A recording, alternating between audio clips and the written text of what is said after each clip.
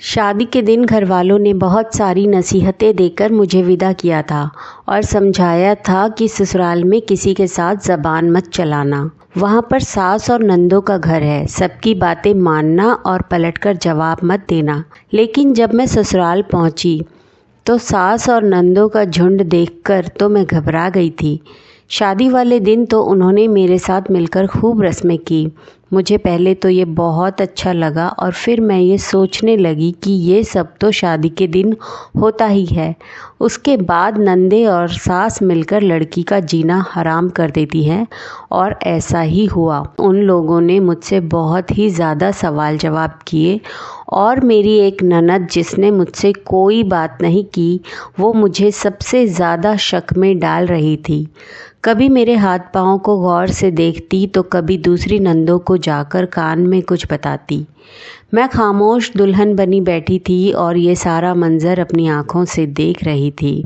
मैं जान चुकी थी कि ये लोग मेरे बारे में ज़रूर कोई ना कोई बात कर रहे हैं जिसको ये मेरे सामने नहीं करना चाहते। जैसे ही दूसरी ननद ने बड़ी ननद की बात सुनी तो उसका भी मुंह खुला का खुला रह गया। मैं तो ये देखकर हैरान परेशान हो गई कि न जाने उसने मेरे बारे में क्या बातें की है और ऐसी भी क्या हैरान करने वाली बात है जिससे उनके मुंह खुले के खुले रह गए हैं। मैं खामोश रही। मेरा उस घर में पहला दिन था। कैसे उनसे खुलकर बात करती। जल्द ही नंदों का जुल्म खत्म हो गया। मुझे किसी लाल गठरी की तरह सजाकर पति के कमरे में पहुंचा दिया गया। मेरा दिल बड़ी ज़ोर ज़ोर से धड़क रहा था। आज तक मैंने किसी लड़के से बात नहीं की थी।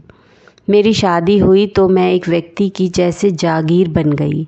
अब मेरे दिल में उसके बारे में हज़ारों सवाल थे। कैसा दिखता होगा, बात कैसे करेगा, कहीं वो मुझे ठुकरा ना दे तो मैं कहाँ जाऊंगी। मेरे माँ बाप ने तो बड़े अरमानों से मेरी शादी की थी। खैर काफ़ी देर हो गई थी। तकरीबन आधा घंटा गुजर गया। बैठे बैठे मेरी कमर अकड़ चुकी थी। मैंने सोचा कि घूंघट हटाकर खुद ही अपना मेकअप साफ करके सोने की तैयारी करूं और उसी वक्त कमरे का दरवाज़ा खुला। एक आदमी दनदनाता हुआ मेरे कमरे में दाखिल हुआ। उसने कमरे का दरवाज़ा बंद किया। उसके अंदाज से लगता नहीं था कि ये मेरा पति है। बहुत ही बदतमीज़ किस्म का इंसान लग रहा था। फिर उसने आते ही पागलों की तरह अपने कॉलर से टाई उतारी और उसे बेड पर फेंककर वॉशरूम की तरफ चल दिया। उसके अंदाज और उसके हुलिये से लग रहा था बहुत गुस्से में है। क्या यही मेरा पति है? मैंने धड़कते दिल के साथ सोचा। ये तो बहुत गुस्से वाले हैं। मेरे दिल से आवाज़ आई, पर अब यही मेरा मुकद्दर है। मैंने खुद को समझाना चाहा। 5 मिनट बाद खटाक से वॉशरूम का दरवाज़ा खुला और वह व्यक्ति दोबारा से दिखाई दिया, पर मुझे उसको देखने की हिम्मत नहीं हुई। मैं सर झुकाए बैठी रही। तभी उसकी आवाज़ पूरे कमरे में गूंज उठी। ज़्यादा नाटक करने की ज़रूरत नहीं है। अपने कपड़े बदलो और सो जाओ। मुझे भी नींद आ रही है। मैं लंबी लंबी बातें करने के मूड में नहीं हूँ। उसकी इस बात ने तो जैसे मेरे दिल को 1000 टुकड़ों में तोड़ दिया। मैंने उसके आदेश का पालन किया क्योंकि माँ बाप ने समझाया था। बस उसके आदेश को माना, अपने कपड़े बदले और कमरे को बंद करके सो गई। जल्दी ही मुझे नींद आ गई। जब सुबह मेरी आँख खुली तो मैं अभी बेड से उठी भी नहीं थी कि तभी कमरे का दरवाज़ा बजने लगा। यह दरवाज़ा बजना ऐसा था जैसे 3-4 लोग मिलकर दरवाज़ा पीट रहे हों। मैंने देखा तो कमरे में मेरा पति नहीं था, शायद वॉशरूम में गया था। मैंने दरवाज़ा खोला तो सामने मेरी नंदे खड़ी थी। उनकी आंखें तीर जैसी थी। वो मुझे सिर से पांव तक ऐसे घूर रही थी जैसे मैं ज़बरदस्ती उस घर में घुस आई हूँ। भैया कहाँ हैं? उन तीनों ने एक साथ होकर पूछा। आपके भैया वॉशरूम में हैं, फ्रेश होकर आएंगे। मैं भी तैयार होकर ही आऊँगी। ऐसे अच्छा नहीं लगता ना? हाँ हाँ बिल्कुल भाभी, आप जल्दी से तैयार होकर आओ, मम्मी ने आपसे कुछ पूछना है। उन सब ने बड़ी ही शक्की अंदाज में कहा और हंसती हुई वहाँ से चली गई। मैंने खुद को सजाया संवारा और कमरे से निकलने का इंतज़ार करने लगी। खैर 2-3 मिनट बाद वो भी मेरे साथ खड़े थे। अब हम दोनों कमरे से एक साथ निकले। मेरी नंदों ने हमें गुड मॉर्निंग विश किया। मेरे पति ने उन सबको कुछ पैसे दिए। सबके सामने मेरे पति का व्यवहार मेरे साथ ऐसा था जैसे वह मुझसे बहुत मोहब्बत करते हों। सबके सामने मुझे बड़ी इज्जत दे रहे थे। उनकी इज्जत मुझे इज्जत नहीं बल्कि पाखंडपन और बेइज्जती लग रही थी। वो शायद अपने घर वालों के सामने अपना फ़र्ज़ निभा रहे थे, क्योंकि विराट यानी मेरे पति अभी तक तैयार नहीं हुए थे। मगर हकीकत तो यह थी कि मैं उनको बिल्कुल भी पसंद नहीं आई थी, इसलिए मेरा चेहरा बुझा बुझा सा रहता था। तभी मेरी नंद ने तंज भरे अंदाज में मुझसे पूछा, क्या हुआ भाभी, लगता है आपको किसी चीज़ का गम सता रहा है, क्या अपने घर वालों की याद आ रही है? मैं उसकी बात सुनकर मुस्कुरा कर रह गई। इतना तंज तो किसी ने आज तक मेरी ज़िंदगी में नहीं किया था जितना कि मेरी नंदे कर रही थी। मेरा दिल जैसे कि कट रहा था, पर मैं खामोशी से उनकी बातें सुनती रही। वह सभी बहुत हंसी मजाक करने वाली लड़कियां थीं, पर मैं सीरियस टाइप की थी। मुझे ये सारी चीज़ें पसंद नहीं थी। मैं कुछ परेशान सी थी। तभी मेरी सास मुझसे कहने लगी, तुम फिक्र मत करो, मैं तुम्हें और तुम्हारे पति को 1 हफ्ते के लिए इस घर से दूर भेज रही हूँ। वहाँ तुम्हें किसी किस्म की कोई परेशानी नहीं होगी, बल्कि तुम अपने पति के साथ ही वक्त गुजारोगी। ये कहकर मेरी सास ने अपने बेटे की तरफ देखा। उनके चेहरे पर एक अजीब सी खुशी भी थी और मेरी तरफ देखकर घृणा भी। मैं जानती थी कि मेरी सास बहुत अच्छी है। वह हम दोनों को एक साथ खुश करने की कोशिश कर रही थी, मगर उसके बावजूद भी जब मैं पति के दिल में ही नहीं थी तो फिर इस बात का क्या मकसद था कि मैं उनके साथ रहूं या उनका दिल खुश करने की कोशिश करूं। मैं चुपचाप उनकी बातें सुनती रहती थी, खुद से कोई बात नहीं करना चाहती थी। शाम का वक्त हुआ तो मेरे पति ने कहा कि तैयार हो जाओ, हम बाहर घूमने जा रहे हैं, क्योंकि मम्मी ने कहा है। ये कहकर तो वो अंदर चले गए। मैं कपड़े तैयार करने लगी, छोटा सा बैग भी तैयार कर लिया। कहने लगे, तुम तो बड़ी जल्दी तैयार हुई हो, क्या इस तरह की जगह पर जाने का तजुर्बा है तुम्हें? मैंने कहा कि नहीं, मैं एक सीधी सादी लड़की हूँ, बस इतनी ही चीज़ें साथ ले जाऊँगी। उन्होंने मेरा सामान गाड़ी में रख दिया और हम लोग एक लापता जगह की तरफ चल पड़े। मैं उस जगह को पहले नहीं जानती थी। यह जगह कौन सी थी, कैसी थी? मेरा पति भी मुझसे बात करता तो मैं कुछ पूछती।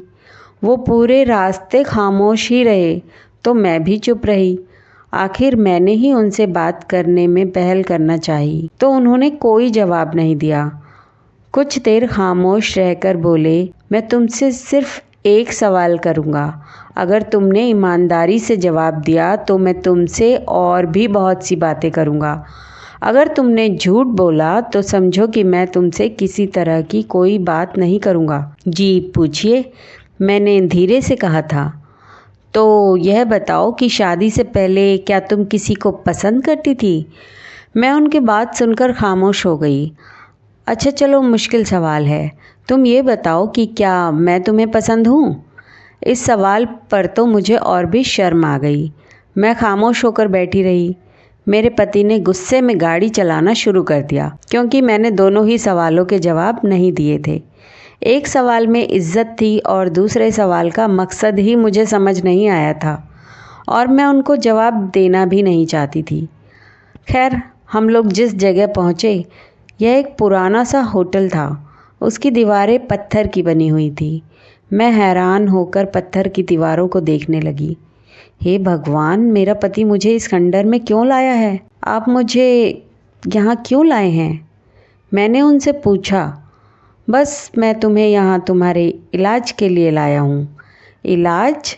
मगर मुझे तो कोई बीमारी नहीं है, मैंने हैरत से पूछा। ज़रूरी नहीं कि किसी बीमारी का ही इलाज हो। कुछ इलाज सिर्फ उस वक्त किए जाते हैं जब इंसान किसी जुर्म में शामिल पाया जाता है। जुर्म? मगर मैंने क्या जुर्म किया? मैंने एक बार फिर पूछा तो बोले कि खामोश रहो, तुम्हें चेक करने के लिए एक औरत आ रही है, तो खामोशी से बैठना, इज्जत से पेश आना, ऐसा ना हो कि मुझे शर्मिंदगी उठानी पड़े। यह कहकर वो बाहर चले गए और मैं उनको देखती रह गई। भला ये क्या बात हुई? कम से कम मुझे बता तो देते कि कहाँ जा रहे हैं, पर उन्होंने तो कुछ भी नहीं कहा। बस सीधा मेरे बारे में बात की और निकल गए। इतने में एक औरत जो बूढ़ी सी थी कमरे में दाखिल हुई। वो मेरे सामने आकर बैठ गई। मैंने उसे प्रणाम किया तो वो मुझे गौर से देखने लगी। यह भी शायद मेरे पति की तरह खामोश मिजाज औरत थी। मेरा उससे दिल घबराने लगा। वो चेहरे से डॉक्टर बिल्कुल भी नहीं लगती थी, ना ही उसका हुलिया डॉक्टर वाला था। मेरे सामने बैठकर मुझे गौर से देखने लगी। फिर मुझसे बोली, अपनी आंखें बंद करो। मैंने आंखें बंद की। वो मेरे माथे पर उंगली से लकीरें बनाने लगी। मुझे ये देखकर बड़ी हैरत हुई कि ये डॉक्टर है या वैद्य। मैंने दिल में सोचा, ये मेरा क्या इलाज करेगी, ये तो खुद डॉक्टर नहीं लगती। थोड़ी देर बाद उसने आंखें खोलने को कहा और सहलाती हुई कमरे से बाहर निकल गई। ये कौन सा चेकअप था, मुझे तो इसकी समझ नहीं आई थी।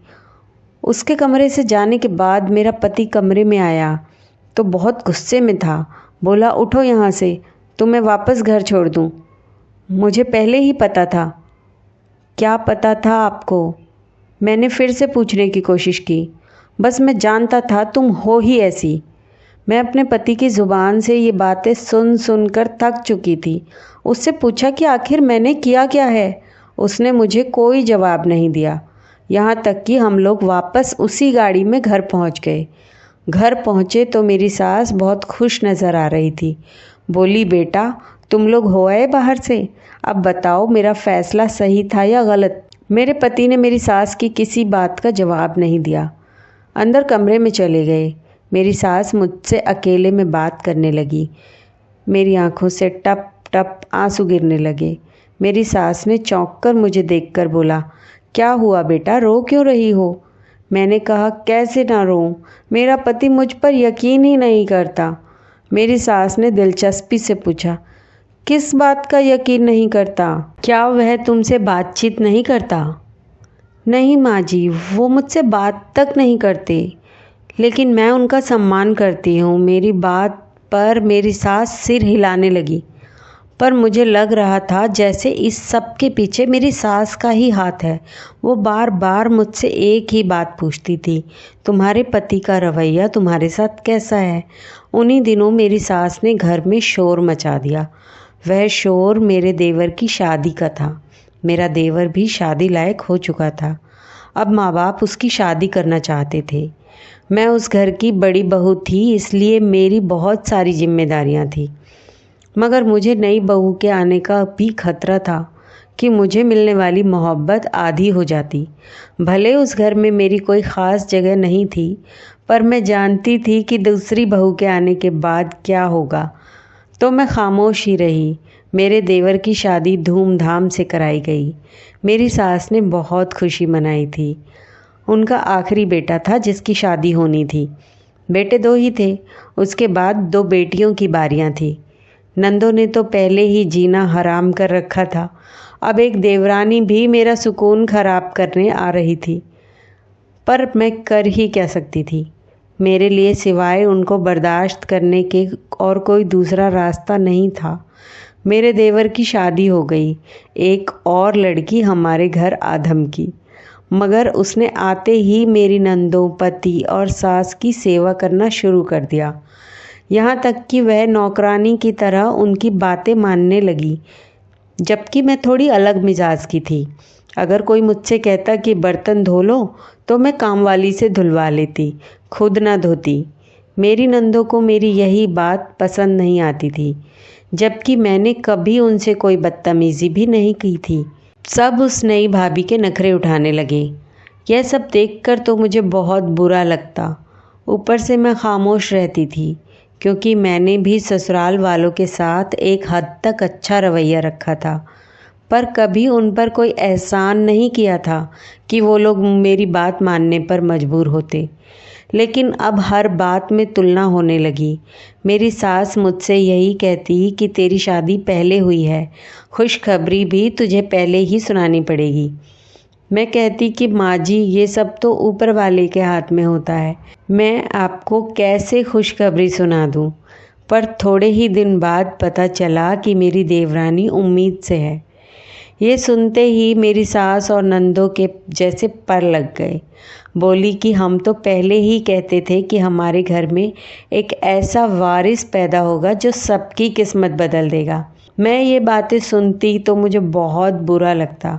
आखिर हर कोई मुझे यही क्यों कहता था, जबकि सिर्फ मैं ही जानती थी कि मुझे औलाद नहीं हो सकती।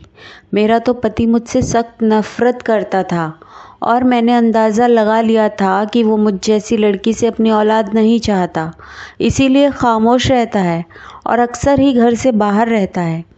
अब मैं रो रो कर थक चुकी थी। वो लड़की जो हज़ारों अरमान लेकर ससुराल गई हो, उसका पति उसके साथ बदसलूकी करे तो दुख तो होता ही है। उधर मेरी सास लगातार मुझसे कहती कि हमें घर का वारिस दो, घर का वारिस पैदा करो। मैं अजीब सी कश्मकश में थी। मेरा दिल खून के आंसू रोता था। मुझे और किसी चीज़ का होश नहीं था, बस मुझे यही महसूस होता कि वहाँ पर कोई भी मुझे नहीं समझता, बल्कि सब लोग मुझसे नफ़रत करते हैं। धीरे धीरे दिन गुजरते गए, यहाँ तक कि मैंने अपने लिए एक नया रास्ता ढूंढ लिया। अब मैं कोई न कोई काम करती रहती या किताब पढ़ती रहती। ससुराल वालों की बातों की तरफ ध्यान ही नहीं देती थी। मेरा पति मुझे देखता तो खामोशी से देखता ही रहता। कभी मुझसे कोई अजीबोगरीब सवाल कर देता तो कभी छोटी मोटी बात करता, लेकिन हमारे बीच एक अजीब सी जंग थी। एक दिन हमें किसी शादी में जाना था। मेरी सास ने मेरे पति से कहा कि तुम अपनी पत्नी को भी अच्छे कपड़े दिलवा दो, ऐसा ना हो कि शादी में सब लोग हमारा मजाक बनाएं, कहेंगे कि हम इसे खाने पीने के लिए कुछ नहीं देते क्या, और पहनने को भी कुछ नहीं देते होंगे। हालत तो देखो इसकी, लगता है कि 2 साल से खाना नहीं खाया। मेरे पति ने निंदा से मेरी तरफ देखा और बोला, ऐसी लड़कियों के साथ यही होता है। मैं अब तक नहीं समझी थी कि मैं कैसी लड़की हूँ। मेरा पति बार बार पहेलियाँ क्यों बुझाता रहता है। मैं चुप कर गई, खून के आंसू रोती मगर कोई बात नहीं करती। मेरे पति ने कहा कि तैयार हो जाओ, मैं तुम्हें अच्छे कपड़े दिलवाना चाहता हूँ। मैंने भी अपना दुपट्टा सर पर रखा और उसके साथ चल पड़ी। अब तो मुझे तैयार होने का भी शौक़ नहीं था, क्योंकि मुझे देखने वाला कोई नहीं था, ना ही मेरी कोई तारीफ़ करता। मैं सिंपल सा सूट पहने उसके साथ चल पड़ी। हम लोग एक दुकान पर पहुंच गए।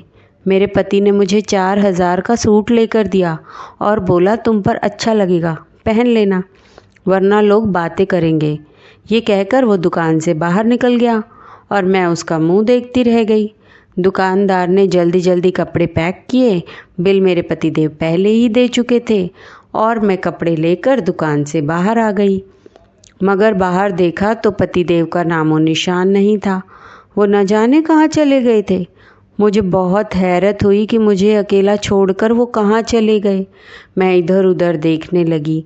आज से पहले मैं बाज़ार में भी अकेले नहीं आई थी। मैंने तो सारी ज़िंदगी 4 दीवारी में गुजारी थी, मगर आज मैं इस तरह सड़क पर खड़ी आते जाते लोगों को देख रही थी। यहाँ तक कि मैं बुरी तरह रोने लगी। कुछ समझ नहीं आ रहा था कि कहाँ जाऊँ। खड़े खड़े 15-20 मिनट गुजर गए। अब तो मेरे पाँव से ही जान निकल रही थी। लगता था जैसे किसी ने मेरी सांसें खींच ली हो। आसपास से आते जाते लोग मुझे अजीब नज़रों से देखते। मुझे बहुत बुरा लग रहा था कि तभी एक ब्लैक स्कॉर्पियो मेरे सामने आकर रुकी। मैं उससे दूर भागी, पर मैंने देखा उसमें मेरा पति बैठा था। मुझे देखकर मुस्कुराया और बोला, गाड़ी में बैठ जाओ, इतनी हैरान क्यों हो रही हो। मैंने देखा कि मेरे पति ने नई गाड़ी ली थी। मुझे गाड़ी में बिठाया और चुप करवाने लगा। बोला कि इसमें रोने की क्या बात है, मैं तो समझा था तुम बहुत ही तेज़ तर्रार लड़की हो। एक बात बताऊं? अचानक उसकी आवाज़ भर आई थी। वो जज्बाती हो गया। जी बताएं, मैंने हिचकिचाते हुए पूछा। मैंने तुमसे पसंद की शादी की थी मौली, लेकिन मेरी मम्मी और मेरी बहनें कहने लगी तुम बहुत तेज़ तर्रार लड़की हो। उन्होंने मुझे तुम्हारी अजीब सी फ़ोटोज़ भी दिखाई थी। मैं नहीं जानता वो किस टाइप की थी, लेकिन मुझे बस इतना याद है कि उसमें तुम बहुत बुरी लग रही थी। हाँ, बल्कि याद आया, तुम किसी शादी में किसी लड़के के साथ डांस कर रही थी। मुझे ये देखकर बहुत बुरा लगा, पर उस वक्त तो हमारी शादी हो चुकी थी। अगर यह बात मुझे शादी से पहले पता चलती तो शायद मैं तुमसे शादी नहीं करता। मेरे बहनोई ने मुझे यही कहा था कि तुम बहुत खुली हुई लड़की हो, बाहर आती जाती हो, लड़कों से मिलती हो। बस यही बात मेरे दिल में बैठ गई थी। मुझे लगा था मैं तुमसे कभी कोई बात नहीं करूँगा और तुम सारी ज़िंदगी मेरे प्यार को तरसोगी। मेरी बहनें रोज़ मुझसे यही बात कहती हैं कि तुम किसी काबिल ही नहीं हो। मैंने तुमसे शादी करके बड़ी गलती कर दी है। मैं इस बात पर बड़ा पछताता था और अब सोच लिया था कि 2-4 दिन में तुमसे तलाक लेकर अगली शादी अपनी बहनों की मर्ज़ी से करूँगा। पर मेरी जान, तुमने तो बहुत सहन किया। तुमने मुझे महसूस भी नहीं होने दिया, पर मैं तुम्हारी एक एक बात देख रहा था। आज जानबूझकर तुम्हें अकेले छोड़कर गया। जब तुमने रोना शुरू किया, तुम्हारे चेहरे पर मासूमियत और अनजानापन देखकर मुझे एहसास हुआ कि तुम तो कभी घर से बाहर भी नहीं निकली होगी। फिर तुम भला किसी लड़के के साथ आज़ाद कैसे घूम सकती हो? मैंने और भी जगह से पता करवाया। मुझे माफ़ कर दो। मर्द के दिल में बाल बराबर भी शक आ जाए तो वो पहले जैसी मोहब्बत नहीं करता। बस इसी वजह से मैं तुम्हारी ज़िंदगी को जल्दबाजी में बर्बाद नहीं करना चाहता था।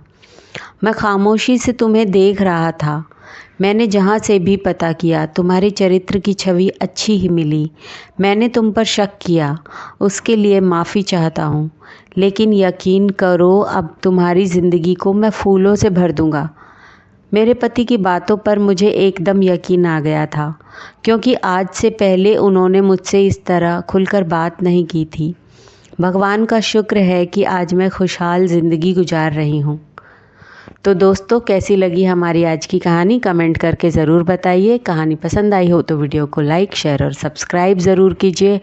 दोस्तों, कहानी बनाने में बहुत मेहनत लगती है, तो प्लीज़ सब्सक्राइब ज़रूर कीजिए। Thank you.